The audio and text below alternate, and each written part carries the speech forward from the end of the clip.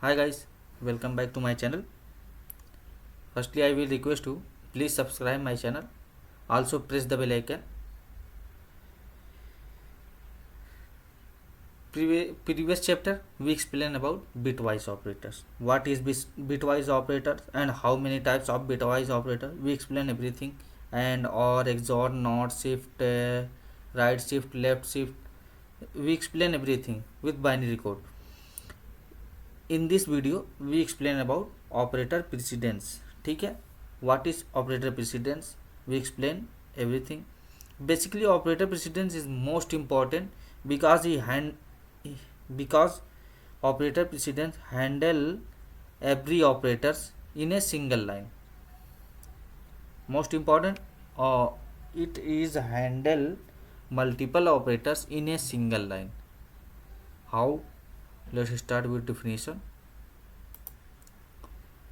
What is it? The definition is operator precedence decide which operator run first in an expression. ठीक है, which in a expression which operator run, operator precedence has decided. Associativity and associativity decide direction left to right or right to left of execution for operator with same precedence. Means this is decide that direction, which direction are going left to right or right to left of execution for operator with same precedence. Use parenthesis. Most important, it is use parenthesis, not curly bracket, to control order explicitly. Precedence avoid unexpected result in complex expression. Assignment has right to left. Associativity, arithmetic has left to right. Assignment has right to left and arithmetic has left to right.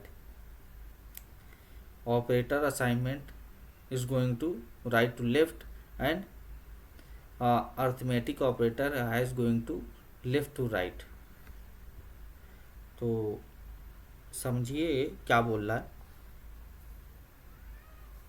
जब एक ही line में multiple operator होते हैं तो कौन सा operator पहले चलेगा ये डिसाइड करता है ऑपरेटर प्रेसिडेंस. ठीक है, ये डिसाइड करता है ऑपरेटर प्रेसिडेंट, कौन सा ऑपरेटर पहले चलेगा वो डिसाइड करता है ऑपरेटर प्रेसिडेंस.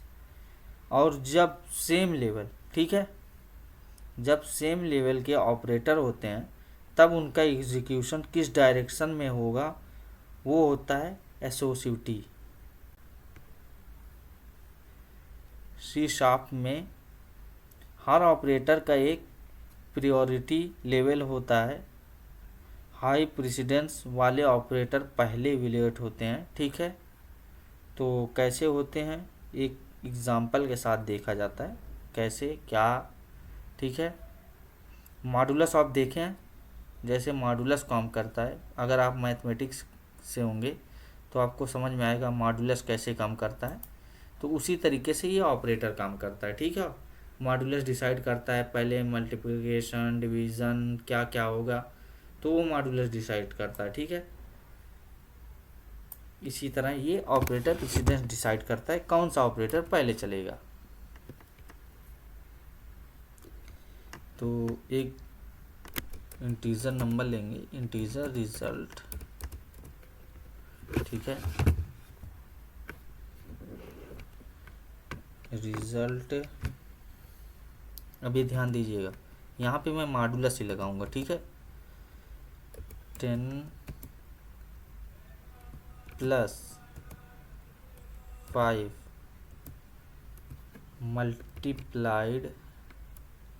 × 2. ठीक है, ये हमने कौन सा मॉडुलस लगाया. ठीक है, और इसको बोलेंगे ऑपरेटर प्रेसिडेंस क्योंकि इसमें हमने कई तरीके से यूज़ किया.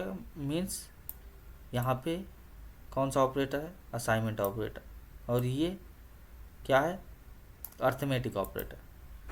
ठीक है, तो रिज़ल्ट अभी जब इसको प्रिंट करेंगे तो रिज़ल्ट कितना आएगा, 15, 30, कितना आएगा, 30 आएगा ना, नहीं, इसका आउटपुट आएगा 20। अगर आप लोग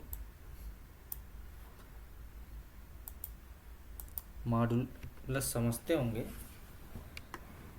मॉडुलस या कोई और नाम मेरे को याद नहीं आ रहा है, क्या बोलते हैं उसको,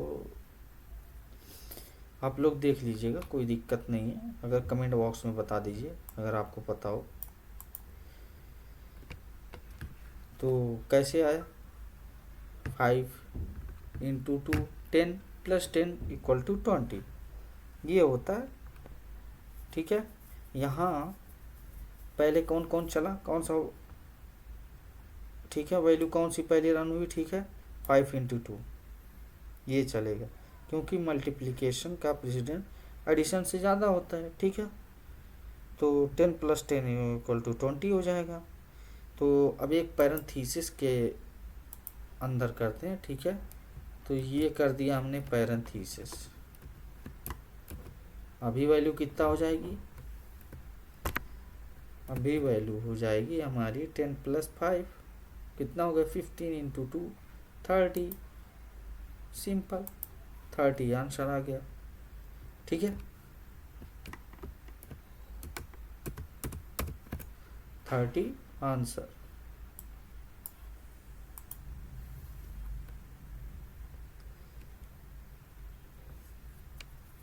तो एक एसोसिएटिविटी का देखते हैं, एसोसिएटिव, सॉरी ये नाम नहीं, बहुत टफ होता है बोलने में। इंटीजर ए इक्वल टू 10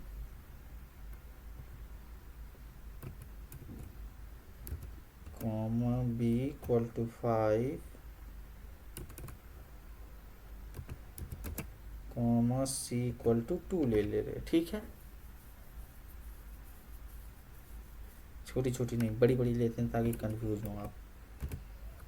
ठीक है, ताकि दिमाग लगा के करें, छोटी छोटी में क्या फटाफट आप कर देंगे। इसको पहले 10 ले लेते, इसको कर देते 5, ये 5 5 10 15। ठीक है, तो यहाँ पे ये देखिएगा, ध्यान वाला देने वाली बात है। ठीक है, A equal to B equal to C. ठीक है, यहाँ हमने क्या किया,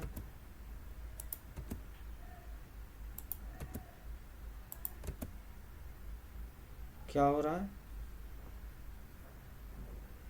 ये क्या बोल रहा है,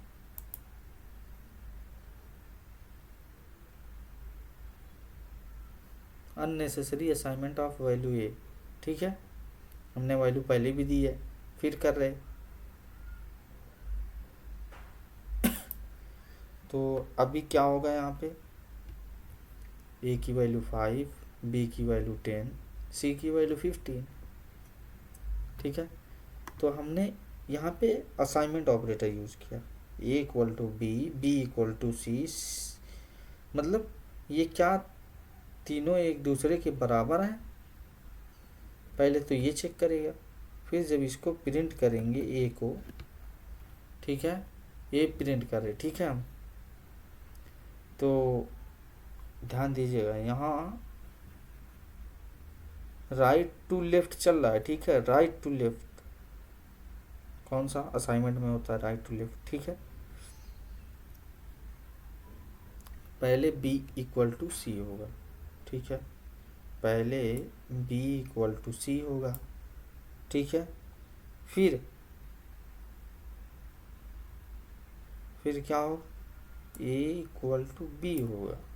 ठीक है, तो सभी की वैल्यू में असाइन होगी, जो सबसे बड़ी वैल्यू होगी वही सब में असाइन हो जाएगी, यानी 15 आ गया।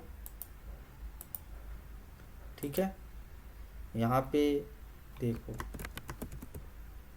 मैं बताता हूँ क्या है 5, ए की वैल्यू 5 इंटू 10 इंटू 15 ये है, ठीक है, ये वैल्यू है। तो मतलब 5 बराबर 10 है, यहाँ पे हम मान रहे, ठीक है, 5 इक्वल टू 10 है, 10 इक्वल टू 15, तो ए की वैल्यू 15 भी हो जाएगी। जब ये सबके इक्वल है तो 15 वैल्यू आ जाएगी ना 100%। अगर यहाँ पे मैं बी की वैल्यू करूँ तो क्या चेंज होगा? बिल्कुल नहीं, वही रहेगा, नो चेंजिंग, क्योंकि वैल्यू सेम ही है ना। हाँ, क्या बोल रहा, right to left assignment, right to left and arithmetic left to right, ठीक है, तो ये काम करते हैं।